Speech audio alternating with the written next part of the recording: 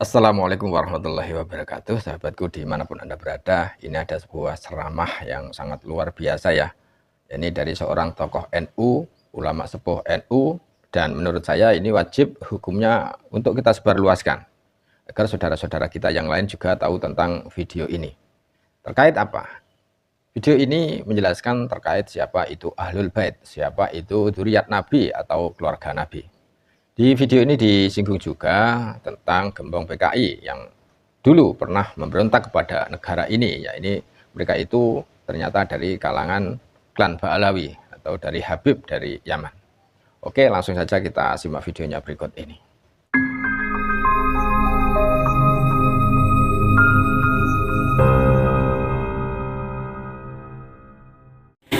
Cinta kepada Ahlul Bait. Siapa itu Ahlul Bait? Ini sampean perhatikan. Ya Rasulullah, wa man ahlul baiti? Siapa ahli bait itu? Faqala, maka Rasulullah menjawab, ahli bait itu adalah Aliyun wa Fatimatu wa ibnahuma. Yang disebut ahli bait itu adalah Ali, Sayyidina Ali, lalu Fatimah, kemudian wabnahuma, dan kedua anaknya Sayyidina Hasan dan Husain. Selain itu bukan Ahlul Bait. Lalu kalau itu Sayyid Ali bin Zainal Abidin, Sayyid Ja'far Shadiq, Sayyid Ahmad bin Isa, itu siapa? Itu adalah dzurriyyah Nabi, keturunan Nabi, bukan Ahlul Bait. Kalau Ahlul Bait ya cuma 5 itu, Nabi sendiri, kemudian Sayyidina Ali, kemudian Sayyidah Fatimah, wabnahuma, yaitu keduanya Sayyidina Hasan dan Husain. Itu yang terdapat di dalam hadis sahih, di dalam hadisnya Imam Bukhari dan Muslim. Lainnya itu bukan, itu dzurriyyah. Lalu bagaimana dengan orang-orang yang mengaku dzurriyyah Nabi seperti Habib-Habib itu? Nah, ini saya supaya sampai jelas. Kalau Habib-Habib itu adalah ya saudara kita seiman seagama. Beliau ini adalah beliau itu hadir datang dari daerah Yaman, bukan dari Mekah, bukan dari Madinah. Dan beliau tidak termasuk min jumlatil bait, tidak termasuk ahli bait, tidak termasuk ahli bait.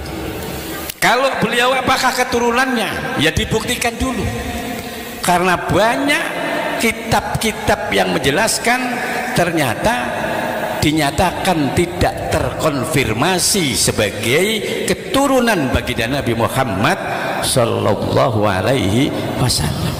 Lawang Mekah bukan kok, Madinah juga bukan, Arab juga bukan.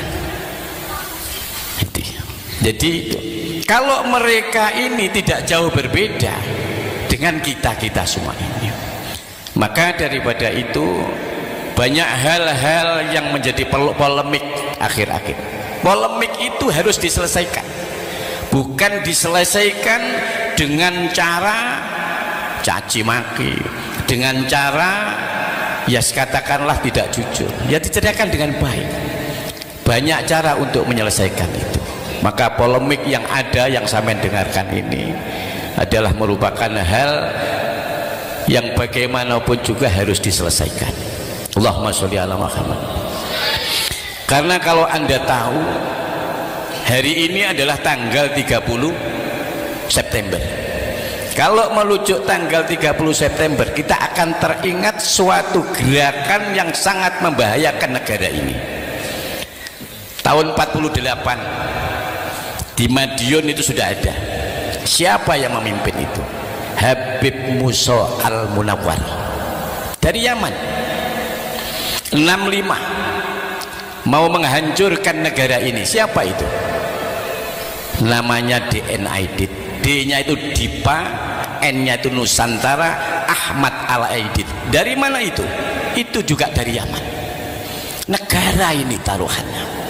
Maka saya pesan kepada Anda sekalian, jangan Anda menjadi orang yang penggemar atau pecinta yang salah mencintai. Belalah negeri Anda, cintailah negara Anda.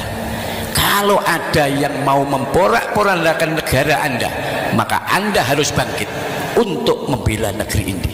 Anda boleh senang dengan siapa, tapi siapa saja, tapi belalah negerimu kalau negerimu ini dalam keadaan berbahaya.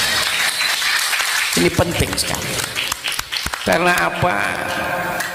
Kita ini, saya berani bicara seperti karena memang kondisi negara ini lama-lama kok bahaya.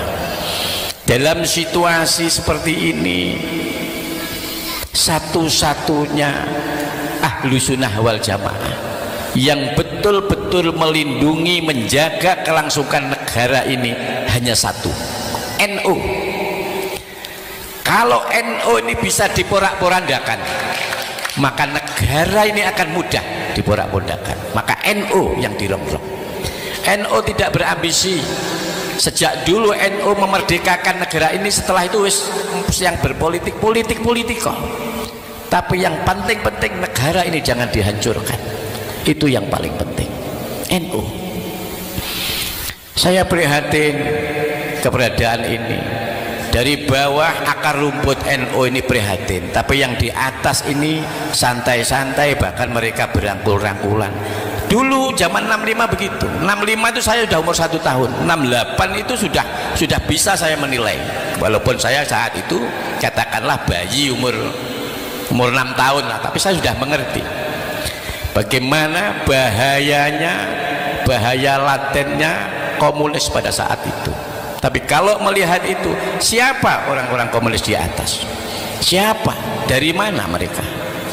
Satu-satunya negara yang ada di Timur Tengah yang berhaluan komunis itu hanya Yaman. Indonesia jangan sampai kemasukan itu. Allahumma sholli ala Muhammad.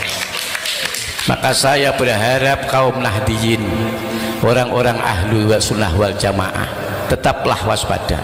Janganlah kalian begitu mudah direkrut. Cara merekrutnya dengan gemarak mereka merekrut dengan mentradisikan konser-konser sholawat, dibungkus dengan itu. Sebenarnya mereka itu berkemauan untuk bagaimana bisa masuk menguasai negara ini. Allahumma sholli ala Muhammad. Oke, ini sangat penting sekali ya. Ini sangat-sangat penting, saudaraku. Kenapa? Karena mereka selalu mengklaim sebagai Ahlul Bait, dan beliau menurut Kiai tadi menjelaskan dengan sejelas-jelasnya bahwa Ahlul Bait itu beda dengan dzurriyyah Nabi. Apalagi mereka yang ngaku-ngaku sebagai dzurriyyah Nabi ternyata terbukti bukan dzurriyyah Nabi, apalagi Ahlul Bait ya. Terlalu banyak hadis bahkan ayat Al-Qur'an juga ada yang mengintervensi di persoalan Ahlul Bait Nabi.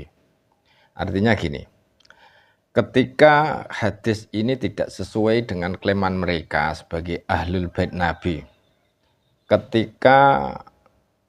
bahkan ketika ayat Al-Quran ini tidak sesuai dengan klaiman Ahlul Bait Nabi, maka ini menjadi persoalan. Masa iya Al-Quran yang salah ya?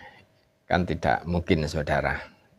Jadi jelas ya di sini, bahkan kalau kita merujuk kepada Al-Quran, klaiman Ahlul Bait mereka itu terbantahkan.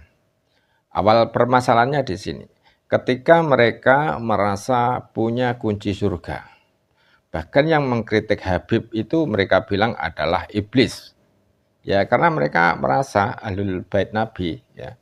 Mereka itu merasa kalau mereka itu adalah Ahlul Bait Nabi.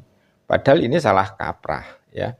Kalau mereka benar dzurriyyah Nabi, ini juga salah kaprah mengklaim sebagai Ahlul Bait Nabi ya. Apalagi ketika dicek ya, diperiksa, ternyata cuma ngaku-ngaku sebagai cucu Nabi. Faktanya bukan dzurriyyah Nabi. Saya kira jelas ya. Semoga video ini bermanfaat. Jangan lupa bagikan ke saudara-saudara yang lain. Akhirul kalam, wassalamualaikum warahmatullahi wabarakatuh.